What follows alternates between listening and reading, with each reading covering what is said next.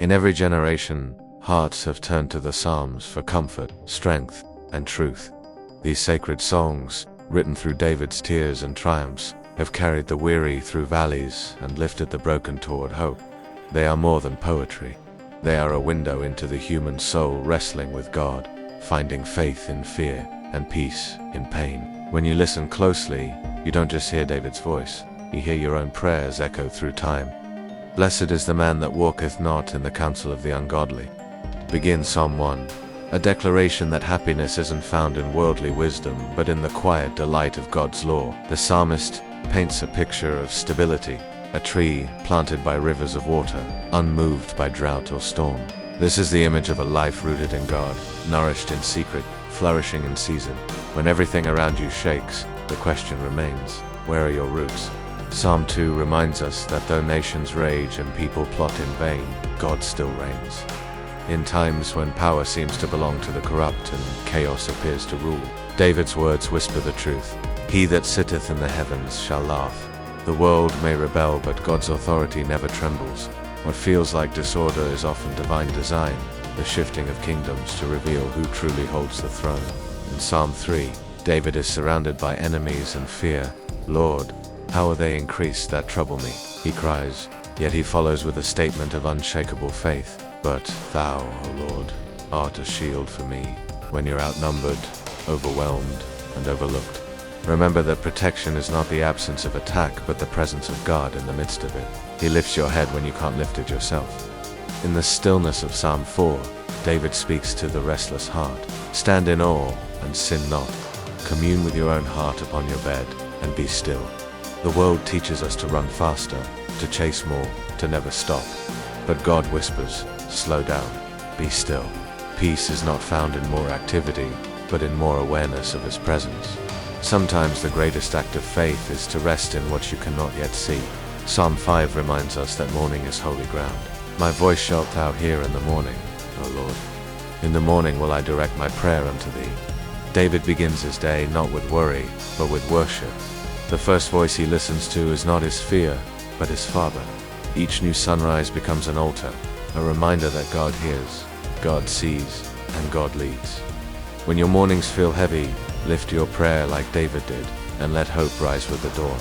In Psalm 6, David is weary, his bones are vexed, his soul is faint. He says, I am weary with my groaning, all the night make I my bed to swim. This is the psalm of the broken-hearted, those who cry until no tears remain. Yet even in sorrow, David teaches us something profound. It's okay to bring your pain to God. He doesn't reject the honest heart. He doesn't silence your weeping. He listens, He heals, and He redeems. The night may drown you in tears, but morning still comes with mercy. Psalm 7 speaks to justice. O Lord my God, in Thee do I put my trust. David is accused and attacked unjustly, but instead of taking revenge, he turns to God's righteousness. In a world obsessed with retaliation, David reminds us that vengeance belongs to the Lord. Trusting God with justice doesn't make you weak, it makes you free. You release bitterness and rest in divine fairness. Psalm 8 is a song of awe. When I consider thy heavens, the work of thy fingers, the moon and the stars, which thou hast ordained. What is man, that thou art mindful of him? Under the vast expanse of stars, David marvels at human significance. Not pride, but purpose. You are not a mistake. You are crowned with glory and honor by the Creator Himself. Every heartbeat is a testimony that you matter to heaven. In Psalm 9, David remembers the faithfulness of God. I will praise Thee, O Lord, with my whole heart. I will show forth all Thy marvelous works. Praise is not denial of pain. It's defiance against despair. When you remember what God has done, you find courage for what He will do next. Gratitude becomes your shield, and testimony becomes your sword. As we journey through these Psalms, a pattern emerges, one of raw emotion and divine revelation. David was not a perfect man, but a sincere one. He felt deeply, failed often, and yet returned to God again and again. His songs are proof that God doesn't require perfection, only honesty. Through fear, loneliness, and joy, David's heart stayed open to the one who never turned away. The Psalms invite you to do the same, to pray with honesty, to sing through pain, to rest in divine timing. They remind us that life's storms do not separate us from God. They draw us nearer to Him. When your plans fail, it's not punishment, it's preparation. When doors close, it's not rejection, it's redirection.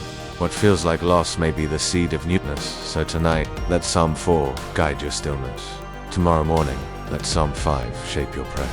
When enemies rise, remember Psalm 3, Thou, O Lord, art a shield for me. When you feel small under the stars, let Psalm 8 lift your head and remind you that God sees you. And when the night grows long, cling to Psalm 6.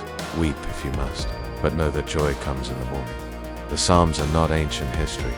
They are living truth, the heart of humanity meeting the heart of God. Every verse is a conversation. Every cry, an invitation. Every praise a reminder that no matter how far you've wandered, God is still near. So breathe, pray, listen, and let the Psalms lead you home.